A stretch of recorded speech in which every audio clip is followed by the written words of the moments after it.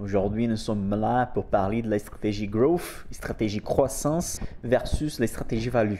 Il y a beaucoup de discussions sur l'internet, sur des livres, mais comment en particulier peut appliquer ça dans sa vie personnelle, comment on peut utiliser ça pour manager notre portefeuille. Comme les lives de la semaine dernière, ces lives-là ne resteront pas disponibles sur la chaîne après. Il y a juste des extraits qui seront faits, mais les lives en complet, vous avez une semaine pour avoir accès à ces contenus.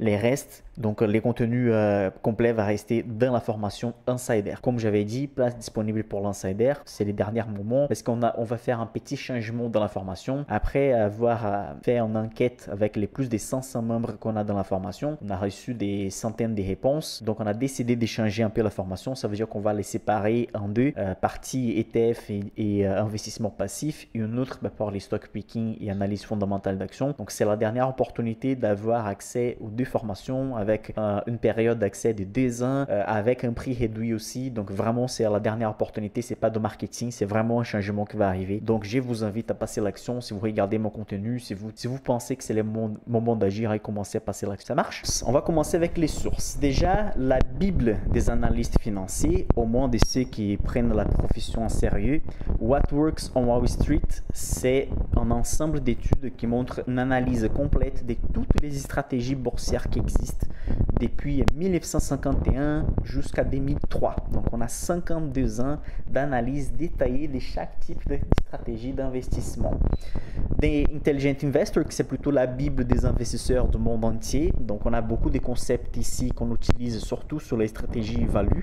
Donc Benjamin Graham, c'était les professeurs de Warren Buffett. Donc Warren Buffett connu comme les meilleurs investisseurs de l'histoire. Benjamin Graham, c'était son professeur. C'est lui qui a écrit des Intelligent Investor. Donc il y a beaucoup de choses ici qu'on utilise aujourd'hui pour faire un management d'un portefeuille value. Je vais vous expliquer donc évidemment pendant la présentation la différence entre les deux stratégies. J'ai le livre des 100 Beggars qui montre l'évolution et comment trouver des sociétés capables de se multiplier par plusieurs fois. Donc ici, dans ces livres, on a beaucoup de sujets par rapport à la croissance et aussi par rapport à la valorisation des sociétés. Et également l'article de Charles Schwab, Growth versus Value, What does it mean? Donc une étude aussi complète par rapport à la différence. Donc ce sont les sources que j'ai utilisées pour faire les contenus de ces lives-là. On va commencer avec les différences entre les stratégies pour vous expliquer. Donc ici, nous avons quelques différences entre les stratégies. Je vais vous expliquer juste ça dans un résumé, mais ensuite, je vais vous expliquer avec détail la différence entre les deux stratégies. Pourquoi déjà on dit qu'on peut séparer les principales stratégies de marché, value et growth? La majorité des particuliers ne savent même pas utiliser les stratégies value, ils ne savent pas comment utiliser les stratégies growth. En fait, les particuliers vont investir au feeling, ou ceux qui vont un peu plus loin et quand même vont apprendre l'analyse fondamentale d'action, ils vont faire un mélange des stratégies, ils ne vont pas bien rester sur les deux. Donc c'est pour ça que je suis là pour vous montrer les avantages de suivre une stratégie ou l'autre. Et donc voilà les comparatifs. Par rapport aux prix d'une société, on va dire que les sociétés value sont sous-évaluées, c'est ça la définition principale. Donc ça veut dire qu'en termes de valorisation, elles sont moins chères par rapport à une société growth, par rapport à une société qui est des croissances. Donc ça veut dire que si je vais faire un comparatif entre des boulangeries, ça veut dire qu'il y a une boulangerie où la croissance attendue est très élevée, on va appeler ça boulangerie growth, croissance. Il y a un autre boulangerie qu'on va appeler value, car elle est profitable aussi, elle a des marges intéressantes, etc. Mais elle est un peu délaissée par les investisseurs. On peut l'acheter avec moins d'argent. Les investisseurs peuvent l'acheter un peu moins cher. C'est ça les stratégies value. Donc, les PR ratio, c'est un ratio qu'on doit connaître. Je vais vous expliquer en détail tout à l'heure. Donc, la valorisation de ces ratios, c'est faible pour les stratégies value et la valorisation est élevée de PR ratio pour les sociétés growth, croissance. Normalement, les sociétés value peuvent payer des dividendes. Ce n'est pas toutes les sociétés value qui versent des dividendes. Mais dans la partie growth, croissance, ce sont rares les sociétés qui payent des dividendes. Par exemple, Apple, c'est une société de croissance et elle paye des dividendes. Donc, c'est rare. Donc, il n'y a pas trop une définition précise. Si la société paye des dividendes, elle est growth ou elle est value, non. Il n'y a pas ça par rapport aux dividendes. Et les risques, normalement, les sociétés value sont moins appréciées par les marchés. Il y a toujours quelque chose qui empêche les marchés d'apprécier ces types de sociétés. Et dans les sociétés growth, normalement, elles sont très appréciées par les marchés. Donc, les marchés acceptent de payer des valorisations très élevées. Je peux vous assurer que parfois, c'est juste un préjugé. Comme j'ai expliqué un autre jour sur un live que j'ai fait privé pour ma communauté. Il y a une société qui s'appelle Build-A-Bear qui fait des peluches aux États-Unis. c'est une société qui fait une multiplication par 10 sur les dernières années. Ils font des peluches sur... comment je peux expliquer ça? Bah, ils font des peluches comme vous voulez en fait. Vous choisissez les personnages, les vêtements, les sons qu'ils vont faire une fois que vous appuyez sur la peluche, etc. Donc, elle s'est multipliée par 10. C'est beaucoup plus cool pour la majorité d'investisseurs de dire, moi j'ai investi sur Apple, qui d'investir sur une société qui fait des peluches. Mais voilà, c'est la société qui fait des peluches qui fait une multiplication par 10 pendant qu'Apple fait une multiplication par 2 dans la même période.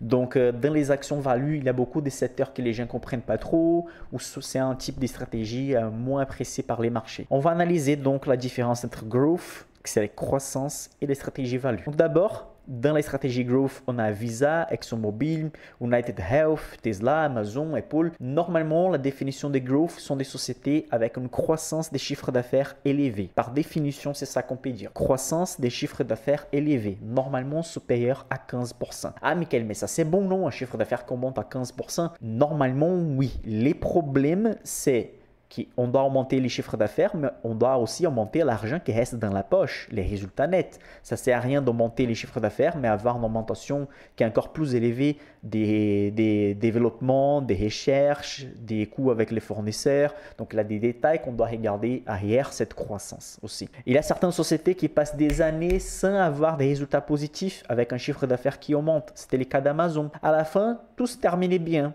parce qu'elle était au négatif. Les chiffres d'affaires s'est multiplié, mais les résultats finaux étaient négatifs. Mais après quelques années, boum, une énorme société profitable. Mais pour la majorité des sociétés growth, les destins, c'est pas si beau. Pour la majorité des sociétés growth, la croissance ne va pas durer longtemps. C'est pour ça que la stratégie growth, normalement, l'investisseur aura besoin d'avoir un changement de portefeuille, changer les lignes de portefeuille un peu plus fréquemment. Et la stratégie value, normalement, on va appeler value les sociétés qui sont en bonne affaire. Elles ne sont pas chères par rapport aux ratios de valorisation.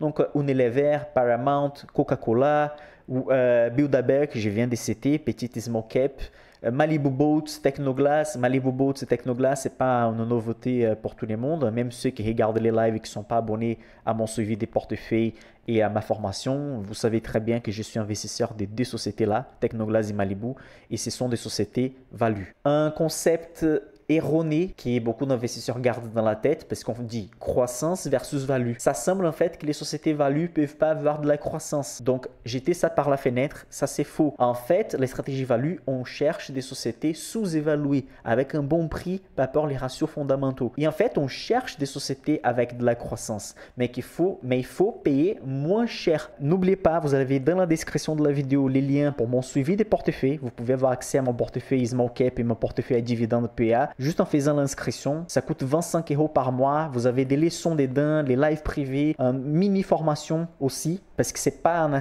accès au portefeuille point barre. Vous avez accès à beaucoup de choses, une mini formation, quels sont les concepts des bases, les principes des stratégies, et vous avez les liens de ma formation Insider, que c'est vraiment la formation complète avec accès au portefeuille small cap européen aussi, small cap américaine, portefeuille dividende, accès de 2 ans, garantie absolue des 30 jours. Bref, je vais pas faire un pitch des ventes ici devant vous parce que vraiment c'est une des dernières opportunités pour avoir la formation complète avec un accès de 2 ans, avec mes investissements dedans, avec les outils d'investissement, parce que bientôt on va séparer la formation. Donc passez à l'action maintenant parce qu'on va, normalement c'est jusqu'à demain qu'on allait laisser les gens rentrer dans la formation. Je vais parler avec Léa de mon équipe, peut-être on va augmenter ça jusqu'à vendredi ou sinon samedi, mais après samedi ou après vendredi on va vraiment séparer les formations et c'est fini l'opportunité d'avoir accès tout dans un seul. Vous avez une garantie absolue des 30 jours. Ça veut dire que dans 30 jours, vous n'êtes pas content. Vous demandez votre remboursement. C'est comme ça que nous travaillons. Comme ça nous oblige d'avoir les meilleurs produits possibles. Comme ça, vous allez vouloir rester dans les contenus, dans la formation, dans les suivis des portefeuilles. Donc, les risques, les pas sur vous. Les risques, les sur nous. Que vous avez une garantie absolue. Il suffit d'envoyer un mail à équipe.clubdevaleurs@gmail.com si vous voulez être remboursé. Je suis sûr que vous allez rentrer dedans et vous allez vouloir rester, comme c'est le cas de plus de 500 membres de notre formation. Mes amis investisseurs, merci d'être là. Mardi prochain, je viens vers vous avec une nouvelle vidéo d'investissement. Je vous remercie.